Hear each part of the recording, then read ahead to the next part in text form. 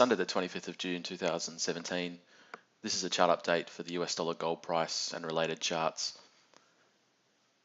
It was a bit of a turning point this week in the gold price after a couple of down weeks, mainly after the Fed interest rate decision, and there's been a few Fed speakers coming out and pushed it down for a couple of weeks. There was a bit of a lack of data this week in the US. There was kind of a lull in the market, I think, and we kind of had this standard sort of 3-day reversal pattern that we've seen a couple of times this year.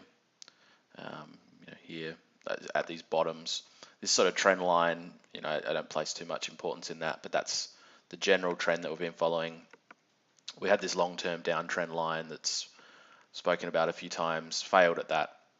This was the interest rate decision here, I think, and so we're back in this 1250 to 1260 sort of trading range, which has been kind of a key important pivot level almost, probably for the last 3 months.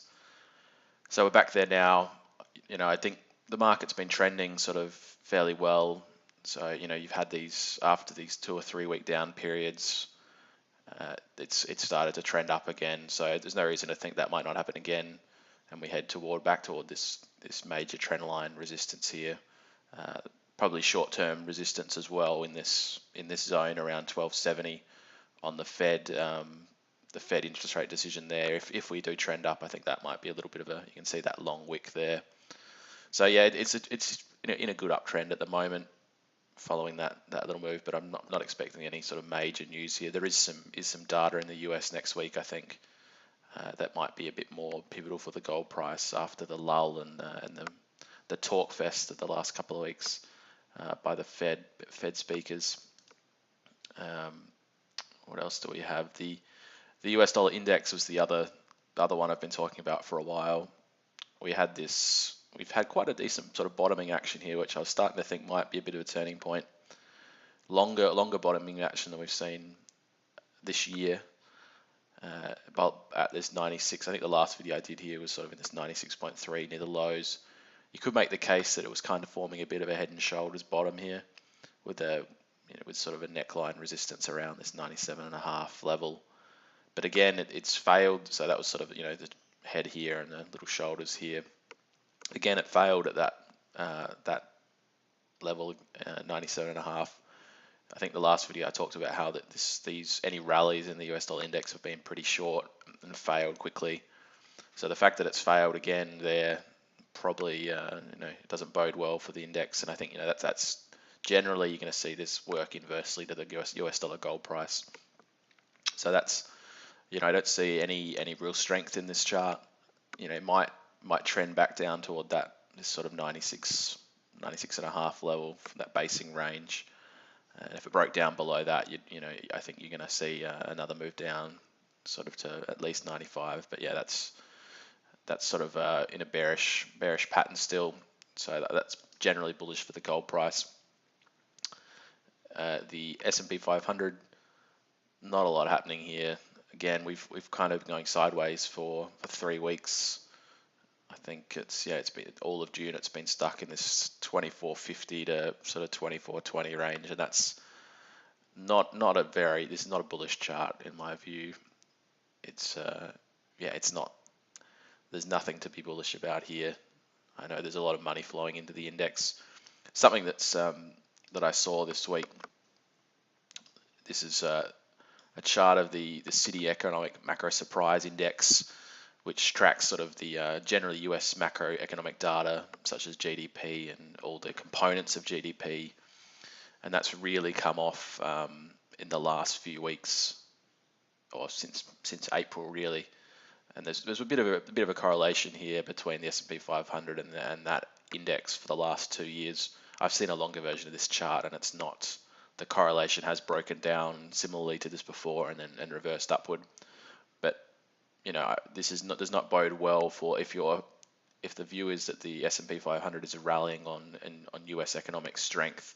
This index would suggest that's no longer the case, and that if that's the S&P 500 would have to start tracking that data a bit more closely. But we're trading in sort of I guess the real data doesn't matter anymore, and the index is rallying on on hubris and euphoria.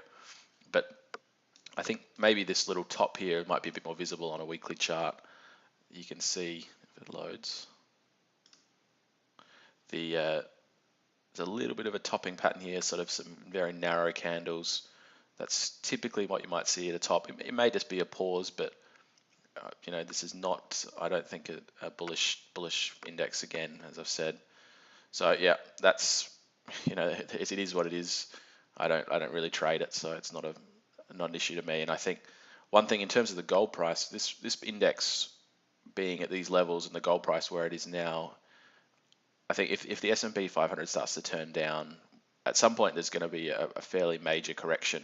Major in the sense that no one is used to a fall of 5 or 10%. I think this market hasn't fallen more than 5% in something like almost half a year, which is I think I saw a chart this week or a table that it was one of the longest streaks ever. So at some point, a few people are going to get a bit of a rude shock, and you might see that money start to flow into gold. So this being at the highs and gold still looking relatively strong is a solid sign for gold, which I think will see that safe haven buying if this turns over, which it will, but who knows when that's going to happen. The Australian dollar gold price has been fairly weak in the last couple of weeks as well. I've had this sort of trading band here for the last 6 months or so. Stuck after it sort of peaked out above that a couple of times. It's gone back into the band, and again, there's been a bit of strength in the Australian dollar as the US dollar gold price has fallen down. So we've seen you saw this move back down to 1640 here. So I think Australian dollar chart itself against the US dollar starting to it's not really doing a lot, but it's probably nearer the top half of its trading range. So this is a little bit of a bearish sort of formation here, so it might track back down toward this 74 level. Australian data has been patchy at best. The jobs numbers are the only thing really that's looking strong, and there's a lot of skepticism about those numbers. I think in terms of they just seem very volatile and unreliable. So yeah, I don't think the Australian dollar is going to break out to the top side here and threaten that Australian dollar gold price, which for anyone watching these videos, my Australian dollar gold view is more bullish than the US dollar gold view, because I just think the general economic weakness in the Australian economy is going to shine through in the next 6 to 12 months. S&P, the ASX 200 sort of goes up with that.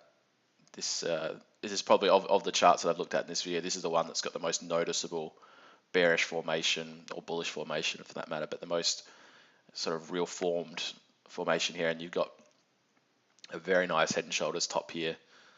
I think a few people have commented on this one, but clear neckline at this sort of 56, 60 level. And you can see all the shoulders here at that 5800 sort of level, 5830. If it breaks down, kind of looking toward a move toward